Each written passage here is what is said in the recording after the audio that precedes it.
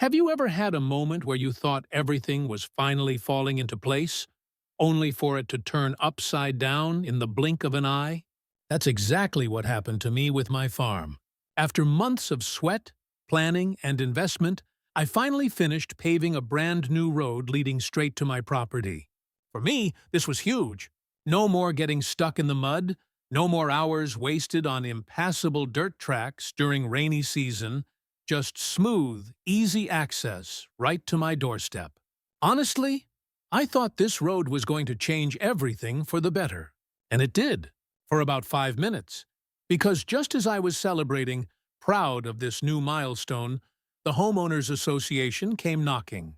At first, it seemed like a friendly visit, but then came the bombshell. They claimed authority over my road. Suddenly, I was staring at pages of rules, restrictions, and requirements I supposedly had to follow. They wanted to control how the road is maintained, when it can be used, even who's allowed to drive on it. That's when it hit me. This wasn't just about the road. This was about control. What started as my victory quickly turned into a battle over property rights, red tape, and how far an HOA should be able to reach into your life. And it didn't stop there.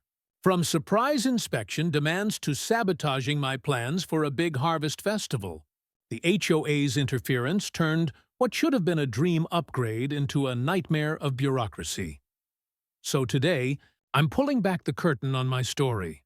The road, the rules, the battles, and asking the big question: how much control should an HOA really have over your land? For 10 long years, the road to my farm was the bane of my existence.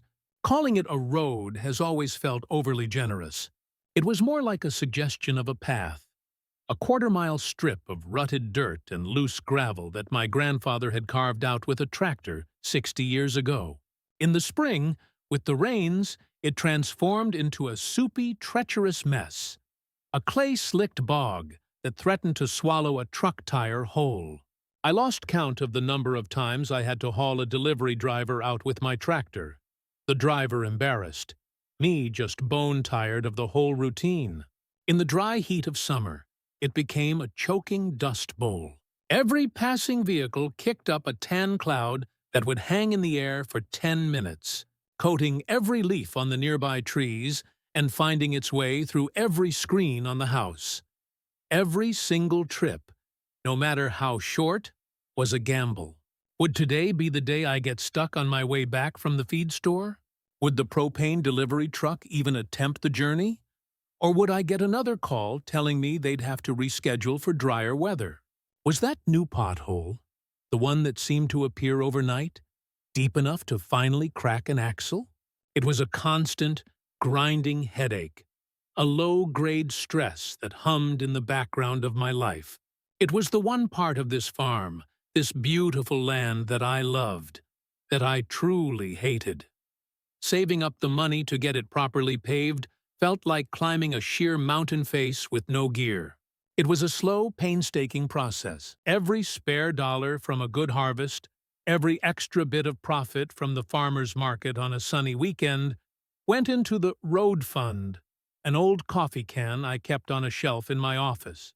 It took years of driving the same aging truck instead of upgrading, of patching old equipment that should have been replaced, of sacrificing the small luxuries and dreaming of the day I could just drive smoothly, without holding my breath, without clenching the steering wheel, without my teeth rattling in my skull. And then, finally, after a decade of scrimping and saving and waiting, that day came.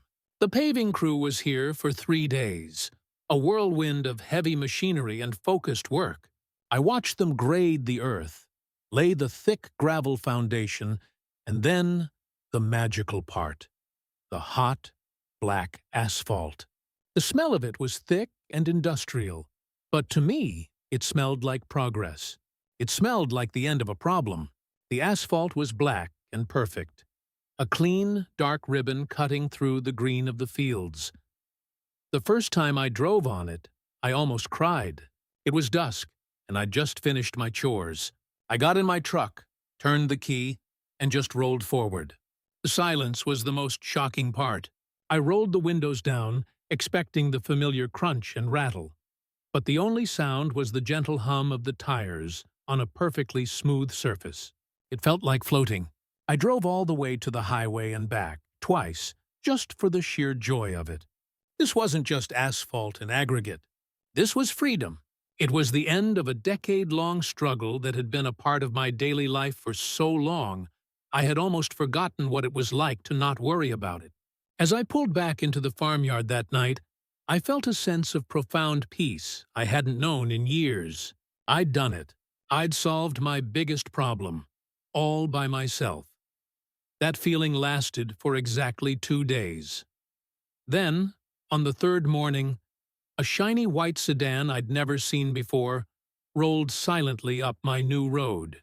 It looked completely out of place, a sterile bubble of plastic and metal against the rustic backdrop of my barn. It didn't park in the gravel area I'd set aside for guests, but instead glided right to the very end of the new pavement, where it met my farmyard, stopping almost as if it were inspecting the work. A woman got out. She had perfectly coiffed, motionless hair, a severe-looking navy pantsuit, and shoes that were entirely impractical for a farm. In her arms, she was holding a thick white 3-ring binder.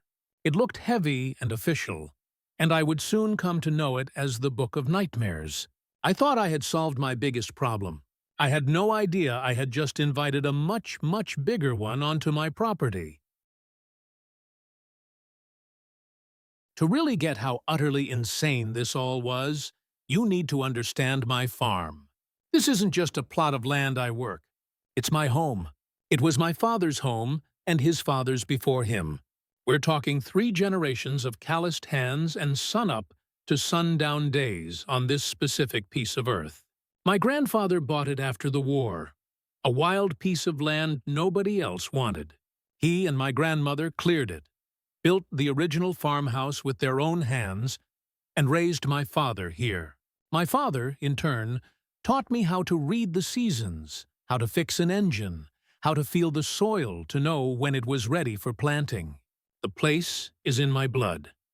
It's tucked away from the main highway, a little pocket of green that has, for the most part, been left alone by the relentless march of time. My nearest neighbor, for most of my life, was over a mile away. That quiet, that isolation, that's part of the appeal. It's a buffer against the noise of the rest of the world. It's also why the road was always my problem and nobody else's. The county maintained the highway, but that last quarter-mile was, and always had been, private access. About 5 years ago, though, the buffer began to shrink. A developer bought the big, sprawling chunk of land between my farm and the highway and put up a housing development. They called it Meadows Edge, a name that was painfully ironic since they'd bulldozed the actual meadow to build it. Suddenly, I had neighbors. Hundreds of them. A whole sea of identical beige houses with perfectly manicured lawns and not a single blade of grass out of place. They built their own network of pristine private roads, and to get to my farm, you had to turn off the highway, drive about 100 yards down their main boulevard, Meadows Edge Lane, and then turn onto my dirt path. The contrast was jarring. I never thought much about it. I'd wave to the residents sometimes as they jogged or walked their dogs. We coexisted, but in separate universes. They had their world of 2-car garages and decorative mailboxes, and I had mine, a world of dirt, grease, and livestock. Or so I thought. The woman with the binder walked toward me with the unshakable authority of someone about to shut down a child's lemonade stand for not having the proper permits. I was by the barn, wiping grease off my hands with an old rag, trying to get a stubborn part on my tiller to cooperate. I was already frustrated with the tiller, and honestly, her presence felt like an unwelcome interruption. "Can I help you?" I asked, trying to keep the annoyance out of my voice. She didn't smile. Her expression was fixed in a state of neutral appraisal. "I'm Brenda, the president of the Meadows Edge Homeowners Association." She said Homeowners Association with a reverence, as though it were a title on par with a Supreme Court justice. "Okay," I said, waiting for the other shoe to drop. "You're a bit far from your meadow, aren't you?" A flicker of annoyance crossed her face, so quick I almost missed it. "I'm here about your road." She patted the top of the white binder with a definitive thud. "We were so pleased to see you finally decided to pave it. It certainly improves the initial aesthetic when entering the community." I blinked, processing the sheer audacity. "Thanks. I paved it for me because it was falling apart. Not for your community's aesthetic. But I'm glad you like it." "Yes, well," she said, flipping open the binder with a loud plastic snap that echoed in the quiet morning air. "That's the issue. You see, by connecting a paved surface to our road network, you've effectively integrated your path into the meadow's edge infrastructure. As such, your road now falls under the HOA's bylaws, specifically as they pertain to road maintenance, standards, and usage." I actually laughed. A short, sharp burst of disbelief. I thought she was joking, that this was some kind of bizarre, formal welcome to the neighborhood. "I'm sorry, what?" "My farm isn't part of your HOA. It never has been. I never signed any agreement. This is my private property, my private road." She looked at me as if I were a particularly slow child who was struggling with a simple math problem. "Your road," she said, enunciating every syllable as if speaking to a foreigner, "connects to our road.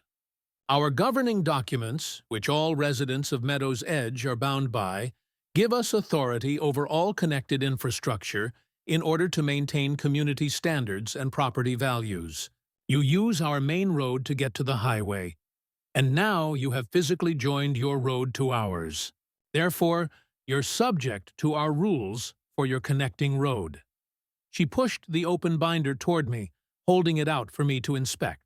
The page was titled, in a bold serif font, "Appendix D, Auxiliary Roadway Integration." It was a wall of text, full of dense legalese about contiguous surfaces, shared access points, and community-wide aesthetic harmony. It was a unilateral declaration of power, a bureaucratic invasion disguised in corporate jargon. She wasn't asking, she was telling. My brand-new road, on my family's land, that I had paid for with a decade of my own sweat and sacrifice, was being colonized by a committee of suburbanites. That night, I sat at my old oak kitchen table, the same table my father and grandfather ate at, with a cold beer and the binder. The sheer physical weight of it was an insult. It was 3 inches thick, a monument to micromanagement, filled with page after page of rules for everything you could possibly imagine. There were regulations for the acceptable shade of white for your house trim, 3 pre-approved shades,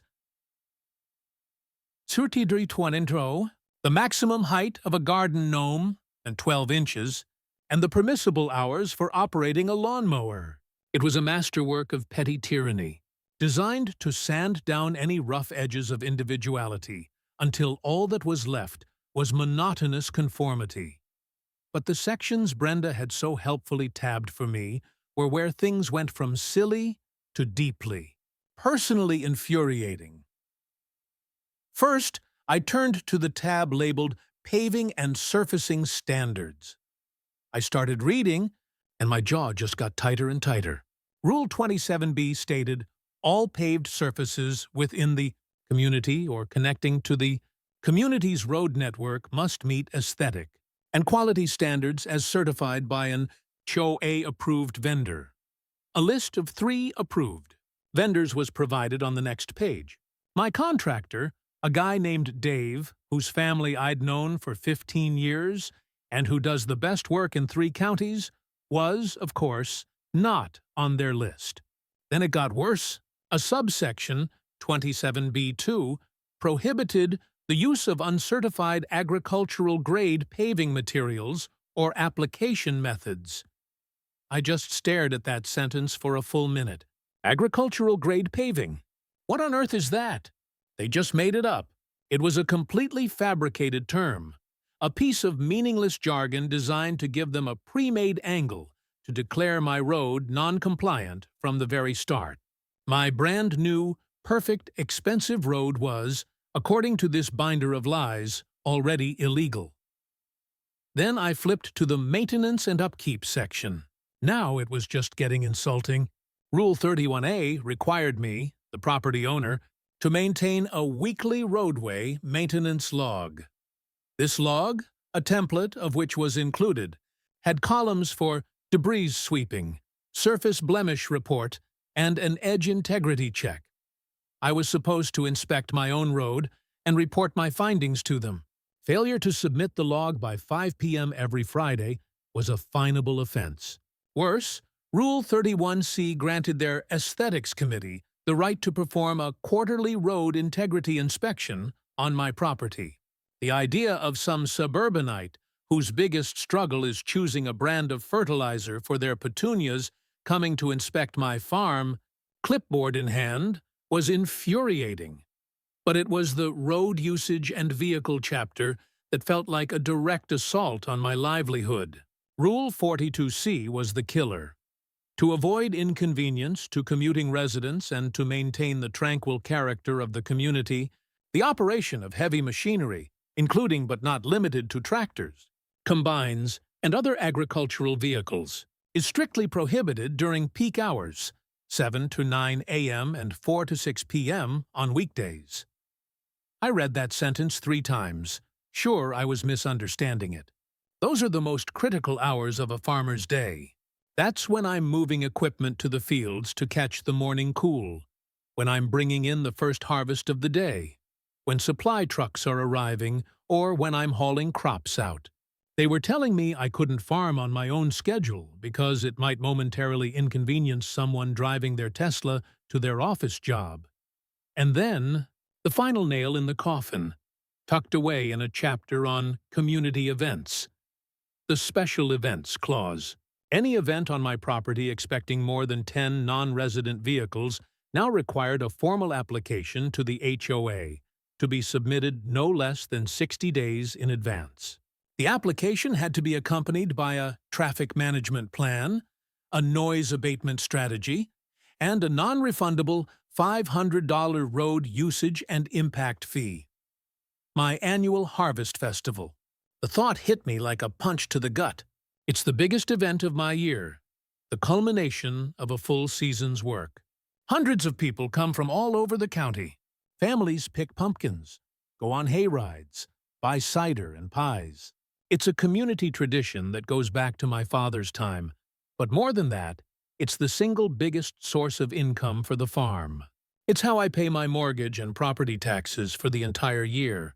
And this binder, this committee of busybodies who'd just shown up, had decided they had the power to approve it, deny it, or bleed me dry with fees for the privilege of holding it on my own land. I slammed the binder shut, the sound echoing in the quiet kitchen. This wasn't about a road. They saw a farm, something real, something that didn't fit their cookie-cutter world, and they wanted to tame it, to wrap it in red tape until it choked and died. For the first week, I chose defiance. I threw the binder into a corner of my office, behind a stack of old farming almanacs, and went about my business. It was my land. They had no real authority. It was all a bluff, a power trip by a group of bored people with too much time on their hands. That's what I told myself. So I drove my tractor at 8 in the morning, moving irrigation pipes from one field to another. I purposefully left a bit of mud on the new asphalt from my truck tires. It was petty, but it felt good. I figured if I just ignored them, they'd eventually get tired and go back to policing their neighbors' mailboxes and lawn ornaments. I was wrong. Deeply, catastrophically wrong. The first letter arrived about 10 days later. A crisp, business-sized envelope with the elegant Meadows Edge logo embossed in the corner. It felt cold and impersonal in my hand. It was a formal notice of covenant violation. With clinical precision, it informed me that I was in violation of Rule 27B, non-compliant paving, as my road had not been installed by an HOA-approved vendor. The fine was $100, it went on. I was also in violation of Rule 42C for unauthorized operation of heavy machinery. During peak hours, citing two specific instances when a committee member had apparently been watching my farm with a stopwatch. Another $100 fine for each instance. Total due $300. The letter ended with a chilling line that felt less like a notice and more like a threat. Failure to remit payment and bring your property into compliance within 30 days will result in further penalties, including daily compounding fines. Please be advised that per Article 12 of the governing documents, fines and fees in excess of $1,000 may result in the placement of a lien on your property. A lien on my family's farm. A legal claim that could, in theory, lead to foreclosure because my asphalt wasn't their preferred brand, and I drove my own tractor at 8 a.m. The absurdity of it was staggering, but the threat was very real.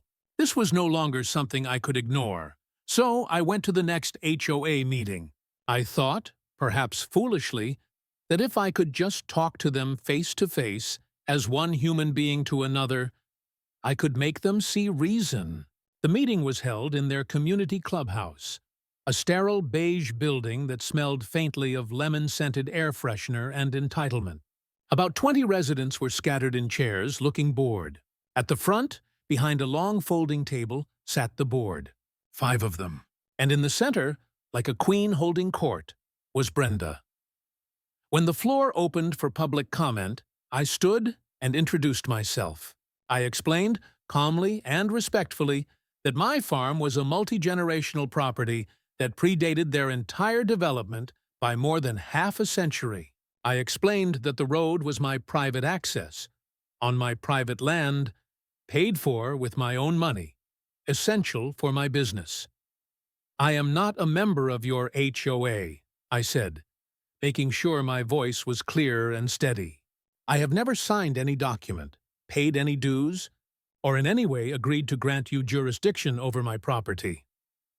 Brenda listened with a patient, condescending smile, the kind you'd give a toddler throwing a tantrum. When I was finished, she didn't even look at me. She addressed the room. As some of you know, she began, her voice smooth and practiced, our governing documents are designed to protect the value, safety, and aesthetic harmony of Meadows Edge for all residents. She then turned her gaze to me. Sir, as we have already explained, your road connects to our infrastructure. By paving it and physically joining it to our network, you have implicitly agreed to adhere to community standards. The bylaws are perfectly clear on this matter. Show me, I said, my voice getting harder, the frustration starting to boil over. Show me the exact sentence in your binder that says you can claim authority over a pre-existing private property just because the owner improved his own road. Another board member, a man with a soft, doughy face, droned without looking up from his papers. Article 9, Section 2. The association shall have the power to regulate all roadways within or providing access to the community. Providing access to the community, I repeated, stepping forward. My road provides access from your community to my farm. It's a dead end. No one from your neighborhood uses it. There's a fundamental difference. Brenda waved a dismissive hand, as if swatting away an annoying fly. You're splitting hairs, Mr. Henderson. The board's interpretation is that your road is included. And under the bylaws, the board's interpretation is final. It was like talking to a brick wall. A smug, self-righteous, unyielding brick wall. They weren't interested in logic or fairness. They were interested in power and control. The meeting ended with Brenda looking me straight in the eye and saying, "We advise you to get in compliance. Mr. Henderson, it will be much easier for everyone if you simply cooperate." I walked out of that clubhouse just seeing red. The cool night air did nothing to quell the fire in my gut. They had created this legal fantasy out of thin air and were fully prepared to ruin my life with it. Honestly, walking out of there, I was just furious. The sheer arrogance of it all.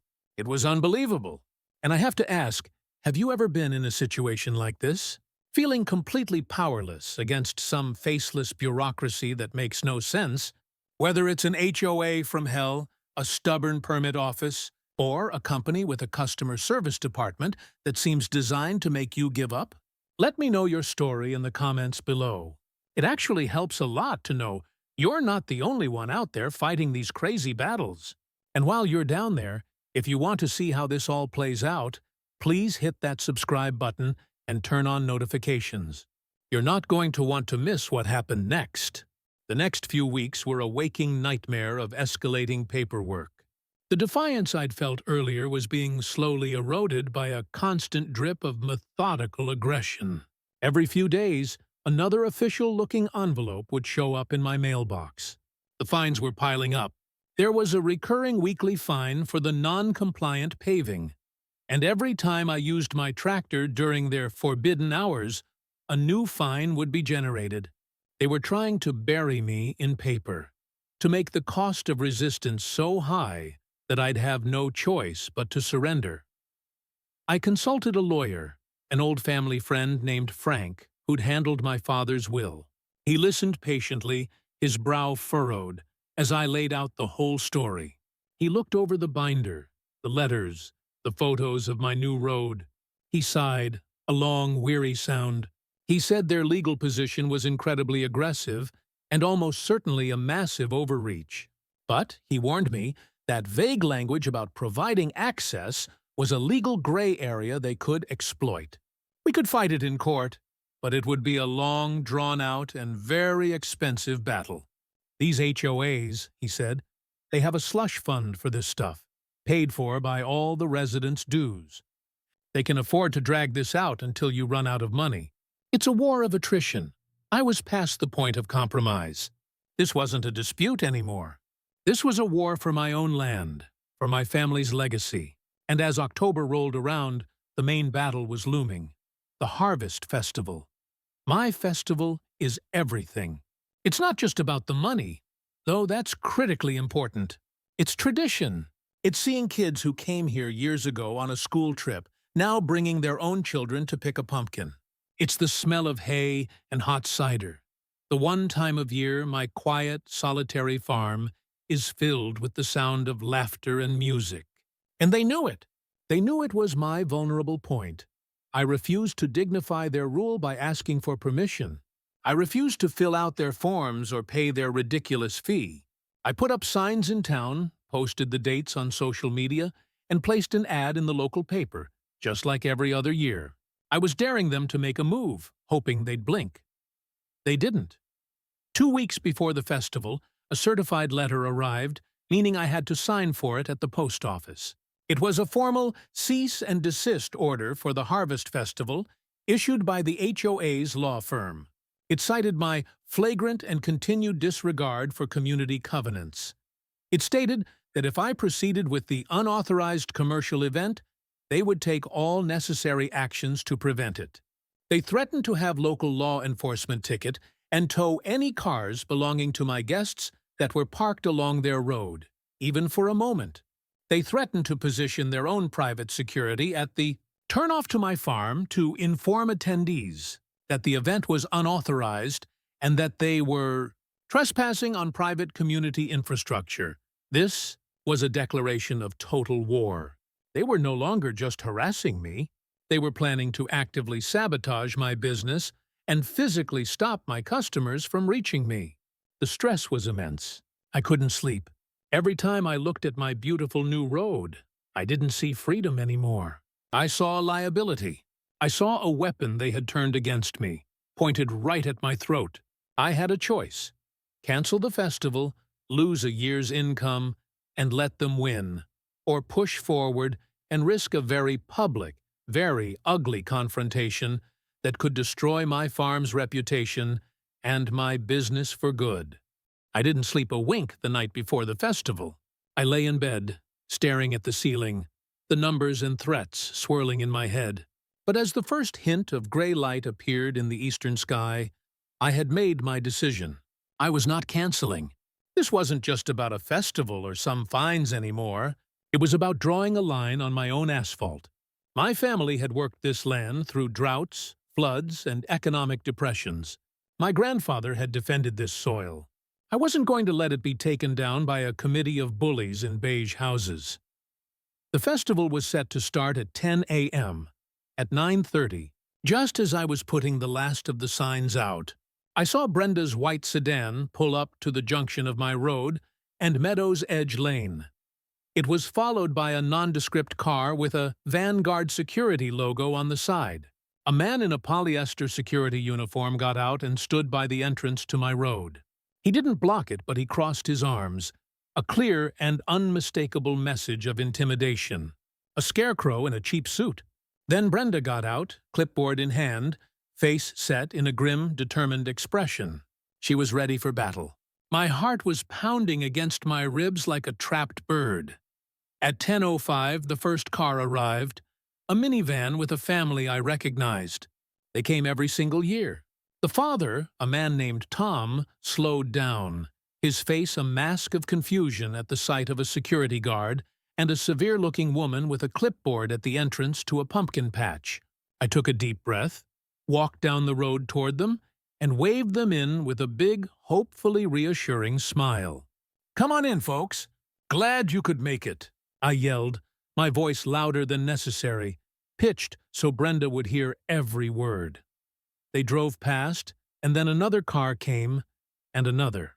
Each time I was out there, a one-man welcoming committee, waving them in, my forced cheerfulness a stark contrast to the simmering tension at the end of the lane. It took about 15 minutes for Brenda to lose her patience. She marched up my road, her heels clicking sharply on my pavement. "Mr. Henderson," she snapped, her voice tight with fury. "This is an unsanctioned event. You are in direct violation of a legal cease and desist order. This is your last chance to shut this down before we call the sheriff's department and have you cited for trespassing." I stood my ground, right in the middle of my road. My voice was shaking slightly, but I didn't care. "Brenda, let me be very clear. This is my farm. This is my road, on my property. These are my invited guests. The only person trespassing here is you. Now I'm asking you one time, politely, get off my land." We stared at each other for a long moment. A few families who were walking from the makeshift parking area in my pasture slowed down, watching the drama unfold. Out here, on my turf, with dozens of witnesses, her power seemed to shrink. She wasn't in her sterile clubhouse with her compliant board members anymore. She was just an angry woman in a blazer standing in a field. "We will be suing you," she hissed, her voice low and venomous. "We will place a lien on this farm so fast your head will spin. You are ruining yourself over this." "Then I guess you'd better keep counting the cars," I said. And then I did one of the hardest things I've ever done. I turned my back on her and walked away, back toward the festival, my heart hammering. Every step, I expected to hear her shouting again, to hear a police siren in the distance. But she didn't call the police. Her bluff had been called. She retreated to her car, where she sat for the next 4 hours, a silent, furious sentinel, glaring at every family that drove past. The festival went on. The music played, kids laughed, and people bought pumpkins. I had won the battle, but I knew, with a sickening certainty, that the war was about to get much, much worse. The festival was a financial success, but the victory felt hollow, tainted. The entire day was overshadowed by the hostile presence parked at the end of my road. When Brenda finally gunned her engine and drove off at dusk, leaving only a puff of indignant exhaust behind, I didn't feel triumphant. I just felt exhausted, down to my bones. A week later, the package arrived. Not a letter, a thick, heavy package sent via priority mail. Inside was a thick document from the HOA's law firm, bound like a legal brief. It was an invoice, a meticulously itemized account of my supposed crimes. There were the accumulated daily fines for the non-compliant paving. There were dozens of new $100 fines for unauthorized peak-hour vehicle usage. During the festival, one for seemingly every car they had, counted entering my property.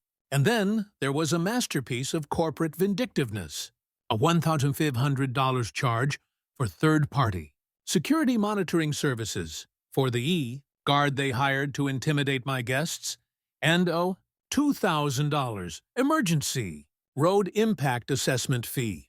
The total was well over $10,000, far exceeding the threshold where they could legally threaten a lien. Attached to the invoice, as promised, was a formal notice of intent to file a lien. This was it. This was the kill shot. I sat in my small office, the one my dad built in the corner of the barn, staring at this mountain of malicious paperwork. I felt utterly defeated. They were going to do it.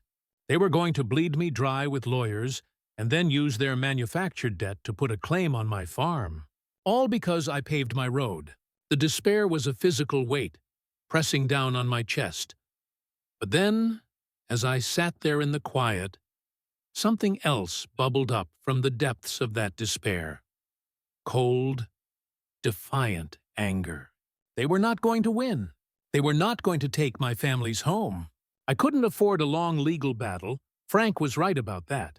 But I was a farmer. I know how to be patient. I know how to work from sunrise to sunset. And I know how to dig. So that's what I did. I got on my computer and started digging into the county's Public Records Department website. I spent hours navigating the clunky, outdated government portal, pulling up old plat maps, zoning documents, and property deeds for Meadows Edge and my farm. For 3 days, I did nothing but drink black coffee and stare at grainy, scanned PDF documents from the 1990s and 2000s. My eyes burned and my head ached. On the evening of the third day, bleary-eyed and ready to give up, I found it. It wasn't in any of the HOA's documents. It was in the original developer's agreement with the County Planning Commission, the master file that laid out the conditions that allowed Meadows Edge to be built in the first place. Buried deep in a 200-page file, I found a single paragraph under Appendix C, Public and Private Easements and Rights of Way. My heart started to pound.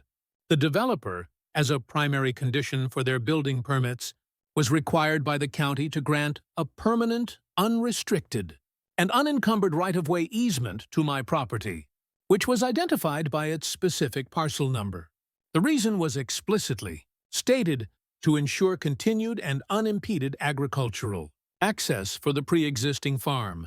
The easement was dated and legally recorded in 2008.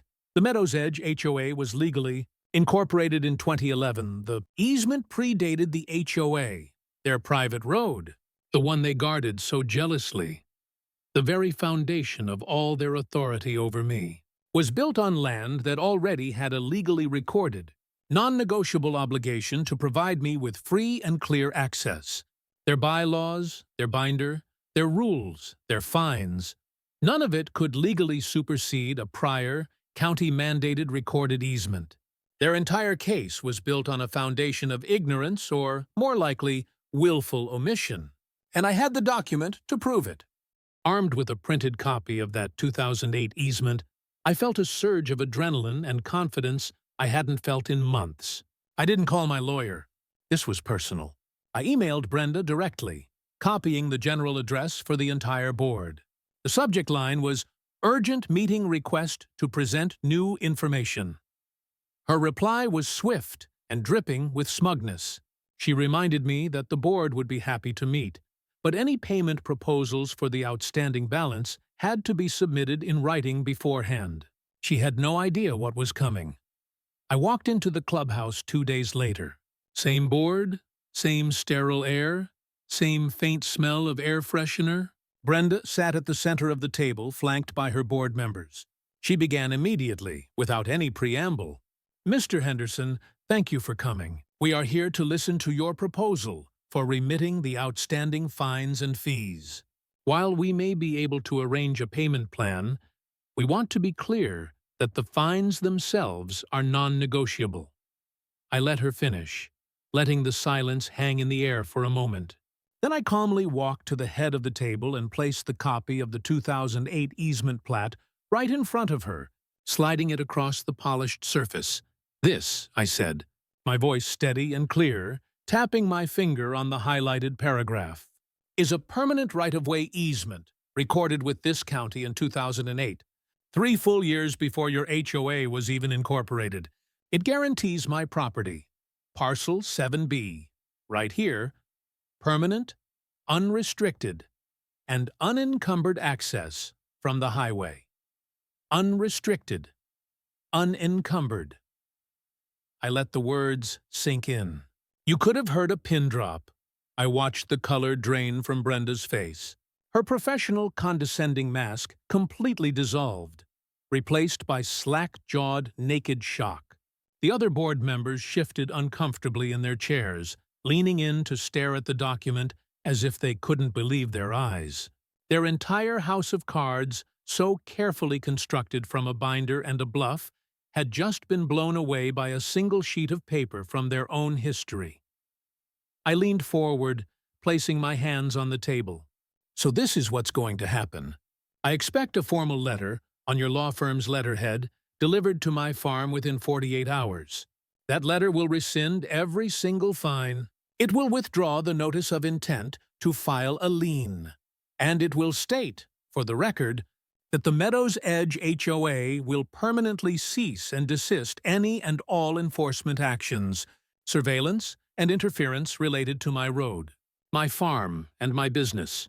If I don't have that letter in 48 hours, the next communication you receive will be from my attorney, and it won't be a defense. It will be a lawsuit for harassment, tortious interference with my business, and an attempt to file a fraudulent lien. Do you understand? They just stared. For the first time since I'd met her, Brenda had absolutely nothing to say. The letter arrived by courier the next day. Driving on my road now feels different. The pure, simple freedom I felt on that very first day has finally returned. But this time, it's deeper. It's a freedom that's been tested and earned. The fight wasn't really about asphalt. It was about the fundamental right to be left alone, to live and work on your own land without being bullied by people who mistake a little bit of power for absolute authority. The lesson in all this is something my grandfather used to say in his own way. The most important work on a farm isn't always in the soil. Sometimes it's in the paperwork. Don't ever assume the people who claim to have authority actually have it. Don't take their word for it, especially when their words are backed by threats. Do your own research. Dig. Because sometimes the key to your freedom, the one simple fact that can unravel their entire fiction, is buried in a dusty county file, just waiting for you to find it. While this fight is over, it's changed how I see the world beyond my fence. I'm more watchful now, more aware of the quiet battles being fought on the edges of progress. But every time I drive down my perfect, quiet, and now truly free road, I'm reminded that some things are worth fighting for, that my home is worth fighting for. Thanks for sticking with me through this absolute saga. If you want to see more stories from the farm, hopefully with fewer lawyers and binders involved, make sure you're subscribed. Thanks for watching, and I'll see you in the next one.